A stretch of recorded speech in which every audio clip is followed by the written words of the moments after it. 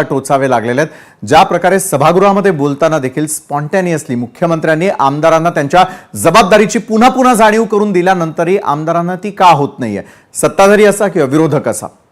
रुपालीताई, एक लक्षात घ्या, लोकांमधून निवडून आल्यानंतर विधान भवनामध्ये काम करत असताना ज्या ज्या आमदारांची कृती चुकलेली आहे त्याच्यावर, मग ते सत्तेतले असो नाही तर विरोधातले असो, त्यांना त्यांच्या वरिष्ठांनी कान त्यांचे टोचलेले आहेत। त्यांच्या वर्तनात जर समजा बदल झाला नाही तर त्यांच्यावर कारवाई करणं म्हणजे जनमानसामध्ये माननीय मुख्यमंत्री देवेंद्र फडणवीस साहेबांनी सांगितलं, एका आमदाराला लोक शिव्या देत नाहीयेत, संपूर्ण आमदारांच्या बाबतीतलं जनमत खराब होतं हे त्यांनी स्पष्टपणे सांगितलं।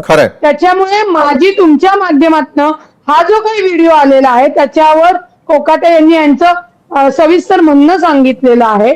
निश्चित वरच्या लेवलला त्यांना ती कारणे नोटीस पण पक्षाकडनं मिळाली असेल ते त्यांचं तिथं म्हणणं मांडतील, परंतु आपल्या माध्यमातून आमचे शेतकरी नेते आहेत तुपकर भाऊ, आम्हाला विनंती करायची त्यांना की शेतकऱ्यांचे प्रश्न तुम्ही मुख्यमंत्र्यांपर्यंत, उपमुख्यमंत्र्यांपर्यंत, कृषी मंत्र्यांपर्यंत पोहोचवा, ते आपण सोडू।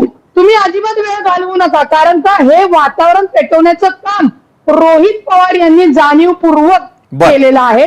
कारण का रोहित पवारांकडे व्हिडिओ कसा गेला तर त्यांच्याच व्यक्तीने, त्या व्यक्तीचंही नाव तुम्हाला काही दिवसात येईल, त्या व्यक्तीने मोकाड्यांचाच व्हिडिओ कसा काय काढला, बरं मोकाड्यांचा एक वय पाहता किंवा मोकाटे एक वकिली पेशेनी आहेत, त्याच्यामुळे त्यांनी त्यांचा स्टँड घ्यायचा तो घेतलेला आहे।